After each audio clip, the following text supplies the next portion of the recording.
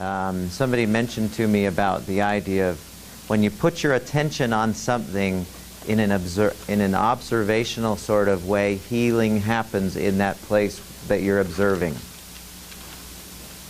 Did you get that? When you put your awareness on something in an observational way, in other words, mindfully, healing happens in that place. And so, what that healing might be is nothing more than the muscles just relaxing. I mean, that might be the extent of the healing. And so, whenever I have any problem at all falling asleep, and I rarely do anymore, but if it takes longer than 3 or 4 minutes to fall asleep, then I just do this, what we did. I just started my feet, and I don't use any cues or anything, but I'll be lying in my bed, and the first thing I think is, I am loving lying here. And that brings me to this here and now experience, and then I just start at my feet, and I just do exactly what we did. What's going on in my feet? What's going on in my ankles? What am I noticing? And I have yet to make it past my waist. And I'm gone. Every single time. There's something about attention placed passively in us that is incredibly useful for us. And if it means falling asleep, when we become mindful, by doing that, the body goes, oh, I guess when I'm lying down, that's what I'm supposed to do is sleep. Gone. Because your mind's not on all the other stuff, right? It's on something here and now. And so I'd like you to try that one once in the afternoon, another time as you fall asleep, and try to make it so that you can fall asleep during it and watch what happens. And then write about it. It'll be on the website. If it's not up there already, I don't think I stuck it up there, but so that's Sunday. Let's have that one do Sunday. When is the chapter? We'll have this next one that I'm going to give you after today. I'm going to give you a week to do because it's got a little bit of extra stuff in it. It's a really, really cool exercise that you'll do, and some chapter work. And I'll show it to you. I'll explain it to you so everyone knows, because it's a bigger assignment than just the chapter work as far as what it involves. Okay, so what I want to show you is to begin with our discussion today. I want to continue playing with mindfulness with three, I guess they're comics.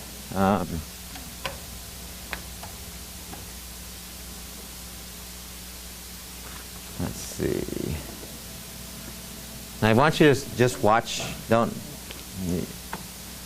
do anything except watch or look at what I'm sticking up here. These are from a book called Cup of Zen. It's all these really cool comics, sort of, but they all have really like ancient Chinese secret stuff. You know, you've heard of that. Well, it's from Zen Buddhism, and it's very interesting, and every one of them is kind of cute, but there's always, in most of them, there's a master and an apprentice, or a master and somebody who's coming to learn from the master. And so I just want to walk you through these and see if they sound like something like what we have been playing with, what we played with on Tuesday. And since you can't read that probably very clearly, I'll read it to you as well. The first one's called A Cup of Zen. And it says, one day a scholar went to see a Zen monk named Nanin to inquire about Zen. Nanin treated his guest to a cup of tea. He poured the tea into a cup, and when the cup was full, he kept right on pouring. And the guy says, Master, that's enough, it's full. And the master says, you are just like this cup, full of your own thoughts and ideas. If you don't first empty yourself, how can I teach you about Zen? I understand. And then with most of these, there's a little postscript or post-thought. He says, if your mind is filled with your own prejudices, the truth that others speak can't be heard. When engaging in conversation, most people are in a hurry to express their own opinions, and as a result, they don't hear anything but the sound of their own voices. Next one is called the ordinary mind. And he says, Master, how shall I practice the Tao? And the Tao meaning from Taoism, written by Lao Tzu. The Tao is called the way, is the way, I guess, or the path. So a very, very powerful philosophy, very peaceful. He says, how shall I practice the Tao, or the way? And he says, the Master says, eat when you're hungry and sleep when you're tired. Isn't that what most people do anyway, he says? The Master says, no, that's not what most people do. Most people entertain 1,000 desires while they eat and untie 1,000 knots while they sleep. Says in the post item, he says, how many people wake up in the morning still figuring out problems from the day before? We should take everything that threatens our peace of mind and throw it out. We should live according to our original nature, because the ordinary mind is the Tao. The next one, this is probably one of the most, I've seen this in a dozen different books and presentations, and it's so great. And it is everything about what we were playing with on Tuesday and we'll finish up today. It's called Past, Present, and Future. One day, while walking through the wilderness, a man happened upon a vicious tiger. Help, he cries. He ran, but soon came to the edge of a cliff. Climbing down a vine, he discovered another tiger at the bottom. Then 2 rats appeared and began gnawing on the vine. Rip! Oh no, he's crying. Suddenly he noticed a plump red strawberry. He plucked it and popped it in his mouth. Delicious. Isn't that great? He says, don't dwell on the past, don't worry about the future, experience and cherish the moment. Happiness is acting according to circumstances, whatever they may be. And the last one, which is my favorite, this is called Carrying a Woman Across a River. One day while the Zen monk Tenzan and a young monk were traveling, they happened upon a beautiful young lady in distress. The Master says, here, let me carry you across. She says, thank you very much. Goodbye. The two continued on their journey for more than half the day, and you can tell that the apprentice is thinking. He says, I thought we monks were supposed to avoid women. Why did you just do that? The Master says, huh? Oh, you mean that woman way back there? I put her down long ago. Are you still carrying her? Tenzan carried a person across a river, but in his mind he wasn't carrying a woman. He was completely detached and had no misgivings. The one who was really carrying a woman seems to have been the younger monk, wouldn't you say? Isn't that great? So, I want to give you, and we'll continue with the steps or the process of being mindful, but I want to give you the only true definition of mindfulness. This is the best definition. It comes from a gentleman by the name of John Kabat-Zinn. He's a medical doctor, works in New England hospitals. He works with pain people who the doctors say, we can't do anything more, John, can you help out? And he's written in several of his books what he does with people, and it's all about exactly what we're doing here. And his definition is absolutely perfect, so I suggest you write this down. He said, mindfulness involves Mindfulness involves intentionally doing only one thing at a time. Mindfulness involves intentionally doing only one thing at a time and making sure I am here for it. Mindfulness involves intentionally doing only one thing at a time and making sure I am here for it.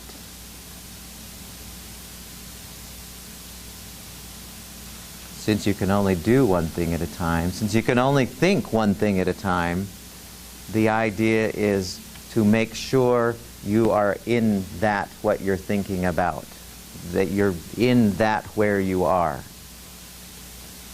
It's a powerful, powerful statement. And I think really, I mean, I know this is kind of bold of me to say, but that's the solution to stress management. It is as good as there is. When people are stressed, it's just because their minds are not in the moment. Stick your mind in the moment where you are. The moment is always safe. And your body gets that. So we started out last time, or we ended last time, talking about the steps or the process of becoming mindful. And we said the first of these was what? Stop, right? Which means take your mind, get yourself out of the endless chatter of past and future that has the possibility of including worries, doubts, angers, fears, guilt, whatever. Get your mind off those, and you can do that. You have a choice about what you think about. So bring yourself to this moment by stopping the moments that aren't happening in your head, okay? As well as the places that aren't in your head, that aren't happening in your head. And then the next one was? Look. Meaning, what did we decide look meant? What, David? Yes. Focus on what is unfolding both inside of you and outside of you. Focus on that and let that be what you put your attention on. Okay? We good to there? Any questions about those two? Did anyone try this, by the way? Or did you just go back to, oh, I'm so frustrated about this test that's coming up in 2 weeks? Did you? What happened? I was a lot better. So I had a test this morning, and before we took the test, we were waiting in line to get a shuttle bus, and we were studying, and something really answered on such a beautiful day today. It was a beautiful day, wasn't it? It is. And isn't that a better choice when you're in the bus line than thinking about somewhere where you're not? Isn't that a great idea? Thank you very much for sharing that. So the third thing we do,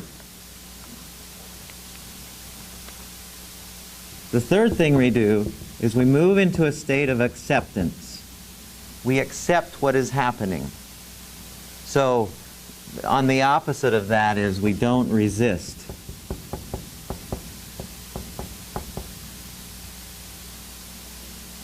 We allow. We be in that upper part of the levels of responding by saying, wow, this is a great day, and I accept that this is what's happening for me. Instead of, oh, it shouldn't be raining. If it were raining. You know, being mindful means going, oh, this is what is, and okay, good. And the next minute it will probably change too, and the next minute will be different still. And we accept, especially the things we can't control. I mean, entirely the things we can't control. Okay. Can you sense how different that feels?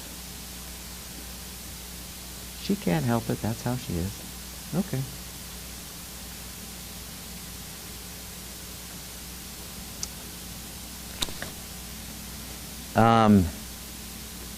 I want to read a couple, the fourth one, sorry, the fourth one. So we accept, and kind of along those same lines, we let go of the need to change anything that you can't control. We let go of the need to change things that we can't control. Now, it doesn't mean you're just going to be, you know, wave after wave and you're going to be knocked over from everything that's happening. That doesn't mean you become the martyr, but very many things that happen in our days we have no control over, nor could we possibly do anything to affect in any way. It's raining. The fly just flew over my head. Okay, I can't control that flies, but I can kill it if I want to also. And that would be, I would accept my ability to kill the fly. But I also, if I can't get to the fly, then my going, flies just... Did you guys see that fly? Am I just making it up? I mean, there's a fly in here, right? There he is. See, and if we... Did you get it? Oh my God! I should have slapped it.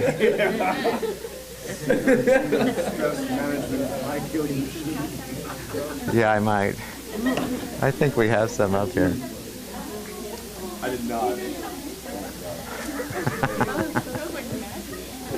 It's not that big of a deal. It's a fly. It's just slow. Huh? Yeah, exactly. So does that make sense, though? When we are letting go, we're saying, I don't need to try and change this. I don't need to try and change her. I don't need to try and change these drivers. I don't need to try and change how my boss is. I don't need to try and change.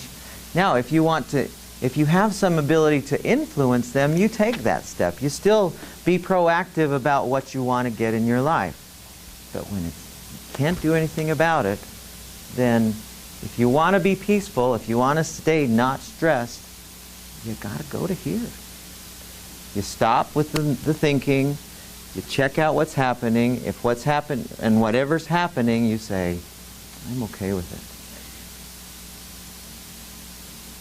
I want to read a couple quotes that are really cool. This first one, and I think this one we put in the book, but it's just so very profound. Just kind of tune into this. This is from the book called Zen and the Art of Motorcycle Maintenance, which was a kind of a cult book in the 70s. I mean, it was really one of those culture-changing books. It was really philosophical, fascinating read by Robert Pirsig. He wrote this. He's talking about climbing mountains. And it is exactly what we're saying here. Tune into this. He says, mountains should be climbed with as little effort as possible and without desire. And you could put anything else in there. Getting a degree at Weaver State, or having a good time with my girlfriend, or whatever it is. It doesn't matter. Going, to my job. This is how we be mindful in it. Can you say that again? Which? The thing you just said. Mountains should be... Okay, I'm going to read it, and it's in your book, so you'll get a chance to see it. He says, mountains should be climbed with as little effort as possible and without desire. The reality of your own nature should determine the speed. If you become winded, stressed, slow down. If you're bored, speed up. You climb the mountain in an equilibrium between restlessness and exhaustion.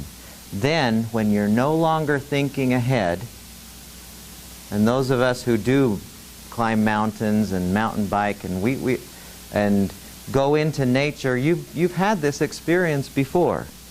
When you're no longer thinking ahead, in other words, being mindful, each footstep isn't just a means to an end, but a unique event in itself. This leaf has jagged edges. This rock looks loose. From this place, the snow is less visible, even though closer. These are the things you should notice anyway. Remember, we said we take in about 1% of all the stimuli that's available. Those are the things that we would want to take in anyway. He says, to live only for some future goal is shallow. It is the sides of the mountain that sustain the top. Here is where things grow. And then another quote that I just want to read, and I know it's not good to read quotes, but I want to demonstrate how this principle of doing this applies across the spectrum of things that we do, and it makes every one of them better and less stressful. And so there was a guy by the name of Thich Nhat Hanh who was a Tibetan monk. He was a Buddhist.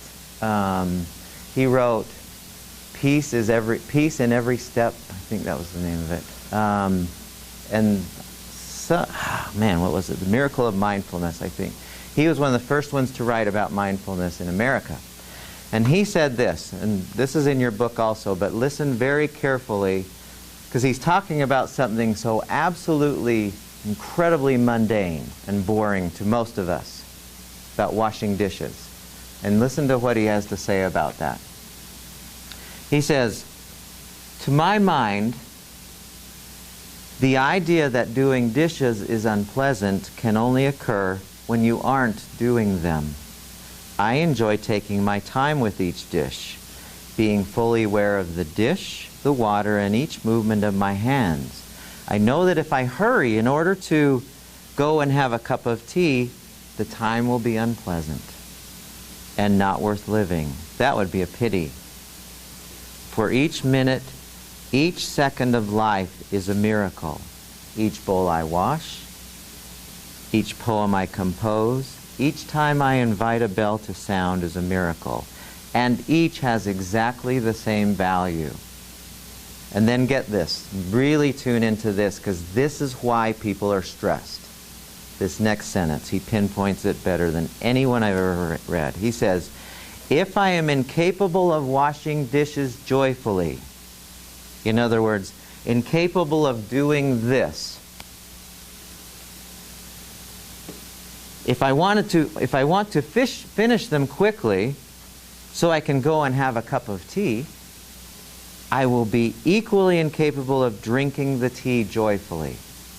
With the cup in my hands, I'll be thinking about what to do next. And the fragrance and the flavor of the tea, together with the pleasure of drinking it, will be lost. I'll always be dragged into the future, never able to live in the present moment. Now contrast that with, on one occasion I went with my family to Southern California. We went to Magic Mountain and Disneyland. We all know what I'm talking about. And there's that, they have a ride at, it's not Magic Mountain, it's, what's the one? The resort right next to Disneyland. California. Yeah, California Adventures. We went to that place. I like that much more than Disneyland. And they had this ride at the time. I don't know if they still have it. I hope they do. It was called California Screamin'. Yeah. You been on that ride? Best ride. That was just so much fun. Now, think about this. If I were at, and I went with my family, we all went on this ride, and you know, it starts off and you go around this corner and then you wait there for a minute and then suddenly you're going 60 miles up a thing and then you're twisting and flipping, and it's so much fun. Now think about how stupid it would be if while I'm on that ride, in the middle of the flips and the twists and the turns, I'm going, man, I sure hope I get a parking place later. And man, where are we going to eat so that all my kids will be happy? Because one doesn't like Mexican, and the other can't stand hamburgers, and the third one can't stand anything that has sauce of any kind. You know, if my mind is dwelling on those, what am I missing? I'm missing the ride. And that's what we see people do over and over and over in their lives. They go, I can't wait till this happens, and I can't wait. Life will be better when kindergarten's here. Life will be better when I'm in grade school. Life will be better when I'm at a grade school and I'm in junior high. Life How many of you were so happy to be in high school? And then, how many of you were so happy to be out of high school, looking forward to college? How many can't wait to get out of college? And how many of you are so excited about the possibility of getting married, having a family? How many people do you know can't wait to end their family through a divorce and get rid of the guy or the lady? How many can't wait to retire? I knew tons of people who, life will be good when I finally retire. And what have they done?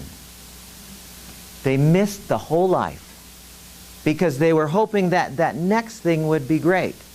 And what I found is the instant we do this, it's like holding the baby. Who is our mom with the baby? Yeah, it's like that all the time. That's how life is supposed to be. And if we do this, that's what we get. But we think we're important when we go future and past thinking. We think, oh, I got to be concerned about this test coming. I got to be worried about, am I going to survive? Things work out. You'll be okay. We always are. But you're exactly right. We'll miss it. We'll miss it all. And that, what Thich Nhat Hanh said, is the biggest pity of all, is we let ourselves get filled up with what's not happening. Does that make sense to everyone? Did I explain that in a way that you kind of sense that? And so when you are at the bus line, you go, wow, look at that sunset, or sunrise, or wow, all these cool people, and what are people wearing today? Or, have you ever been talking to somebody and you know they're not there? Is that wonderful? Don't you just love that? You're talking to them and you see this glazed eyes and you think, over here, I'm over here, talk to me. We spend so much time doing things that we don't focus on, we don't enjoy. You know, how many of you took a shower this morning? Hopefully most of you. How many of you have no awareness of the shower? You didn't spend any time going, oh man, this feels so good. How many of you ate breakfast today and didn't give it a second thought? When you were eating, it was just, okay, raisin bran, okay, something else is going on, I got to think about it. Okay, let me check my emails, let me check my text, and all these other things. And you forget to eat the meal. And we wonder why we're stressed. It's obvious. We're never enjoying the moment.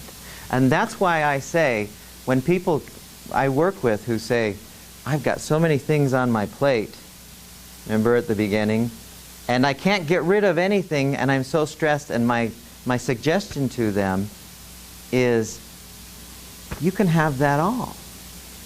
Just be present with where you are.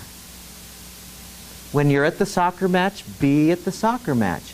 When you're at the piano lessons, I'm talking about parents who have all kids who have all doing all these things. When you're at the piano lesson, be at the piano lesson. Enjoy the heck out of it. When you're driving, then be with the drive. And every next thing, when you're making out with somebody, make out with her. And don't think about somebody else. Be with her. I know that sounds weird, but we so many times, we don't get to be with what we're doing. When we're playing ball, play ball. I think that's why people love sports so much, is because it forces you to be in the present moment. I think that's why people love poetry. I think that's why people love crafts so much. I think that's why people love art so much. Because when you're doing those things, you're focused. And your body knows, oh, I'm focusing on now, and I'm safe. Good. And you get that joyful feeling. Is that cool? That's one of the coolest things I've ever learned in my entire 50 years of life. It is so amazing how powerful that is. And we all were doing it at one point. When we were small, we all did it. So it's in you to do. So here's your assignment. What I want you to do, you're going to do, well, your assignment that I'm giving to you this weekend, and actually till a week from today, has two parts. The first part of it, let's see, I'm going to pull this up on the computer so we can see it together. The first part of it is just the chapter stuff. You're going to go into chapter 7, and a lot of it will feel like what we've done in here today. There's a lot of...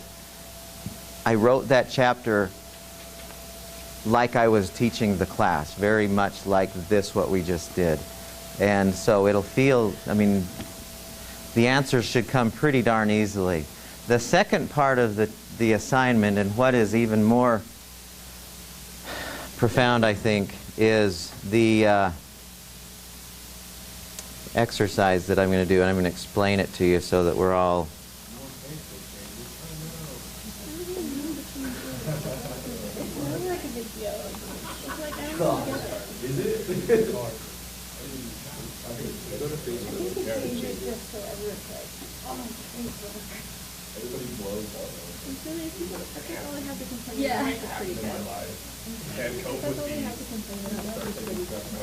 Yes, you're right.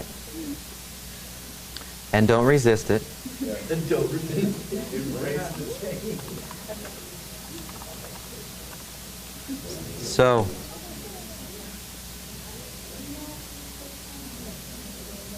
when you go to the class,